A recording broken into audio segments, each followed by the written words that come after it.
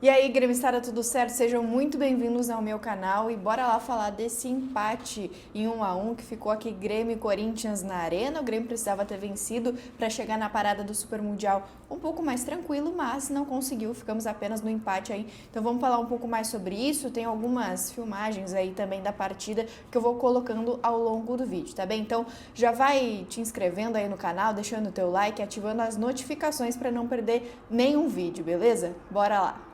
Vamos lá, eu e o meu caderninho aqui com algumas anotações para falar para vocês. Eu gosto de anotar algumas informações, alguns tempos também para trazer aqui, não esquecer de nada.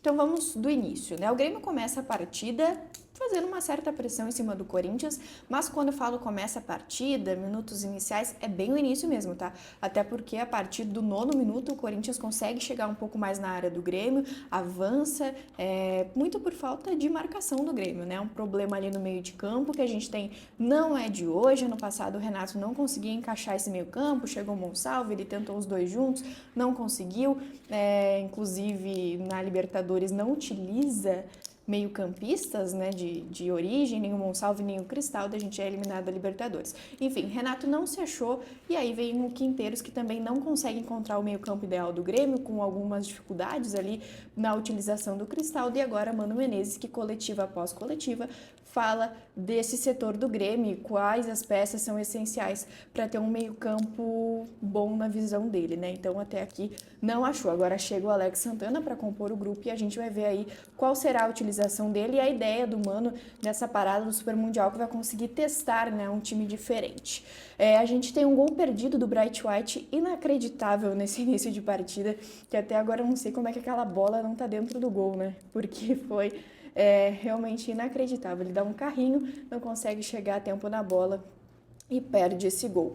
Alisson, que estava muito bem no jogo desde o início, tá? O garoto tem se destacado cada vez mais e é ele que dá o passe, faz uma jogada belíssima pro gol, aí sim, do Bright White aos 29 minutos. Eu não filmei esse gol, eu ainda não tinha me ligado de começar a filmar os lances, mas um gol belíssimo do Bright White, e o lance, né, que o Alisson faz realmente lances individuais ali para chegar até o ataque do Corinthians.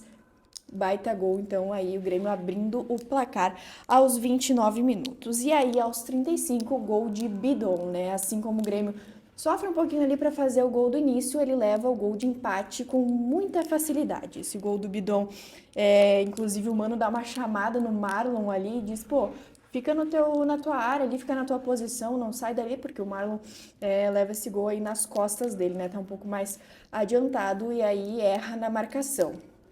O Grêmio leva o gol de empate, tá bem? Sobre esse gol, o que eu tenho para dizer sobre Volpi, Thiago Volpi? Thiago Volpi, como sempre, um chama-golaço, né? Como sempre, um pouco mais adiantado. Joga a luva, né, Volpi? Joga a luva. Acho que ele falhou nisso, tá? Acho que ele estava muito adiantado no gol, acabou falhando. Então, algumas falhas individuais levaram ao gol de empate do Corinthians, infelizmente, porque o Grêmio não conseguiu a virada, né? Eu, inclusive, tinha palpitado 2-1 para essa partida e acabou não acontecendo. Quem também estava um pouco abaixo até esse momento, pelo menos, e depois saiu muito cansado, foi o Vila Sante, né? O Vila Sante, inclusive, que faz tempo que a gente não vê aquele Vila Sante que a gente conhecia e hoje também não teve um grande destaque positivo o nosso volante, pelo menos na minha visão, né? Não sei se vocês concordam comigo. Bom, Kiki Oliveira, né, que tinha sido uma grande novela, grande polêmica nesse pré-jogo, pediu folga, não pediu, ia estar no jogo, não ia estar, estava, a gente até inclusive sabe que ele vai direto para o Uruguai após a partida e sai cedo, né, sai ali nos 40, cedo porque poderia ter jogado todo o jogo, ou pelo menos quase todo, mas sai aos 41 minutos do primeiro tempo, né, sofre um desconforto ali, acaba saindo e aí temos um erro, para mim, gravíssimo de Mano Menezes. A entrada de Pavon. Bom, como vocês sabem, a gente não tem grandes expectativas com o Pavon e hoje ele mostrou que não dá para ter mesmo. Mais uma vez, chega e nos estressa bastante, né? O Pavon tem várias jogadas erradas, várias falhas individuais que acabam comprometendo muitas jogadas de ataque importantes do Grêmio. Ele até chega a ser vaiado pela torcida em determinado momento, mas depois no final a torcida chega firme apoiando o time. Ele até consegue uns lances um pouco melhores no final da partida, mas ainda assim Pavon não corresponde àquilo que a gente espera, né? Bem abaixo na partida e sinceramente acho que foi uma má escolha do Mano Menezes, apesar que ele teria também a Muso como opção e entra e também não vai bem, mas a gente já chega lá, tá bem? Bom, e aí inicia o segundo tempo e o primeiro lance importante dessa partida é o pênalti aos 6 minutos, que o Grêmio pede, né, alega ali um pênalti. Eu confesso pra vocês que eu acho que não foi pênalti, tá? Nem o primeiro lance, nem o segundo, que já vem na sequência, aos 7 minutos, um segundo pedido de pênalti pelo Grêmio. Eu acho que o Bright White se joga naquela jogada ali, e no primeiro pênalti, pelas imagens que eu consegui ver, inclusive pela imagem que eu fiz, acho que o jogador não tá com o braço aberto. Enfim, vou avaliar melhor também depois vendo outros ângulos, porque aqui do estádio a gente não consegue ver certinho, mas para mim nenhum dos dois foi pênalti. Mas David Oliveira Lacerda, esse árbitro aí do Espírito Santo, hoje estava bem perdido, né? Acho que não teve nenhum lance muito polêmico, mas senti ele um pouco perdido, assim, utilizando muito a ajuda dos assistentes, errando algumas marcações, e marcações básicas, assim, de lateral, de falta, enfim. Senti ele um pouco perdido nessa partida, talvez uma pressão por ser um Grêmio Corinthians, um jogo que já tem uma expectativa muito forte, né, do que vai ser a arbitragem, porque a gente sabe que sempre tem muitas polêmicas, talvez isso, mas um árbitro tem que estar preparado para essa pressão, né? E eu senti ele bem perdido na partida de hoje, tá? Depois eu anotei ali uma falta de contra-ataque do Dodi, né? Gosto de anotar os cartões também. O Vila também tomou um cartão numa falta no Garro, aliás, do time do Corinthians.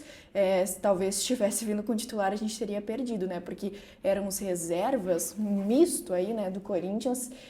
E tem grandes destaques de jogadores aí, né? Thales Magno foi muito bem, foi um dos principais jogadores do Corinthians. O Garro nem se fala, o Garro que não era titular desde a final do Campeonato Paulista e hoje foi novamente e mostrou a sua qualidade, né? Ali no meio-campo corintiano. E também André Ramalho, tá?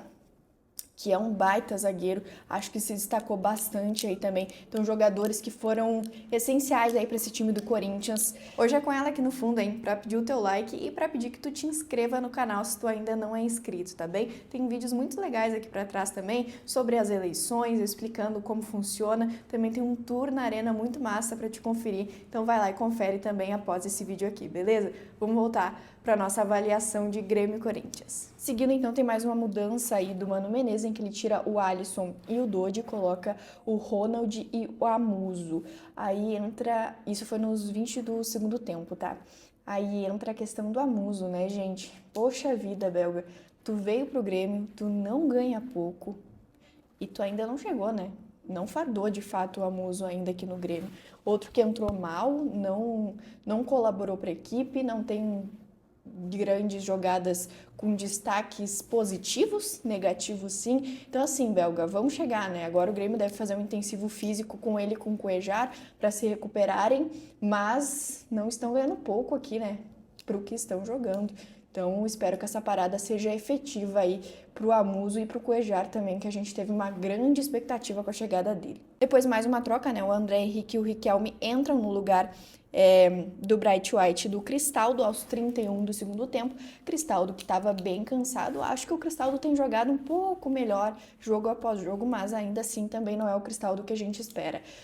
O Bright White hoje finalmente fardou, fez o gol, né? Porque a gente estava esperando isso. Ele vinha fazendo gols de pênaltis e hoje fez gol com a bola rolando, que siga daqui para frente voltando ao que era o Bright White quando chegou aqui, conforme a gente foi vendo liderança e gols, e bailando, né?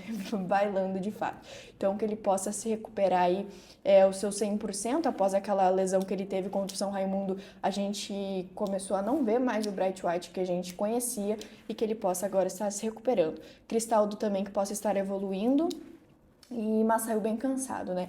E aí entra André Henrique e Riquelme que claramente tem muitas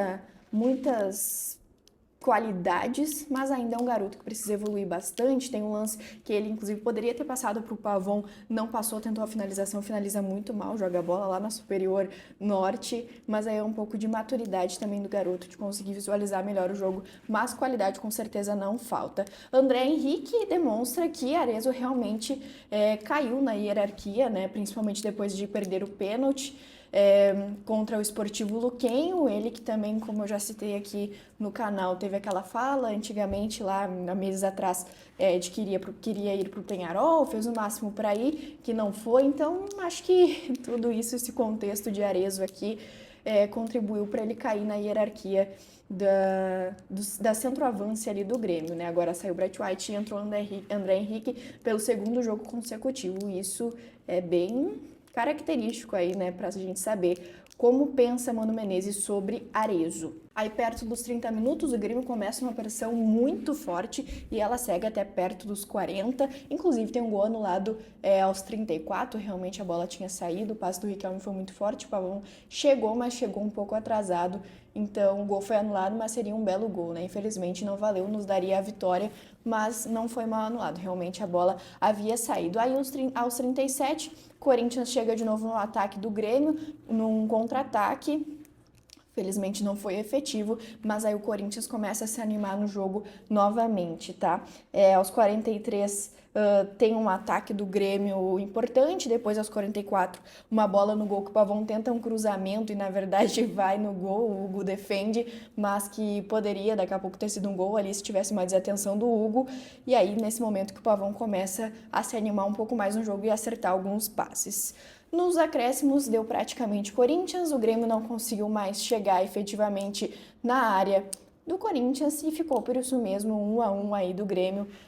Não tivemos uma evolução esperada, a gente se animou muito com o jogo contra o Juventude e não viu hoje esse Grêmio todo aqui na arena, né? Espero que nessa parada do Super Mundial o Mano consiga achar um time melhor, consiga trabalhar esse time para que a gente volte aí sim com tudo, porque a gente já volta tendo decisão aí na Sul-Americana, jogos importantes no Brasileirão e não dá para errar. Tá Espero que vocês tenham gostado aí da minha avaliação pós-jogo de Grêmio Corinthians, esse empatezinho aí 1-1. Se eu esqueci de alguma coisa, deixa aqui nos comentários. Se tu não concorda com alguma opinião, deixa aqui nos comentários também. Mas deixa o seu like, te inscreve no canal e ativa o sininho para não perder nenhum vídeo, beleza? Te espero aqui no próximo conteúdo que eu soltar no canal. Um beijo e até logo!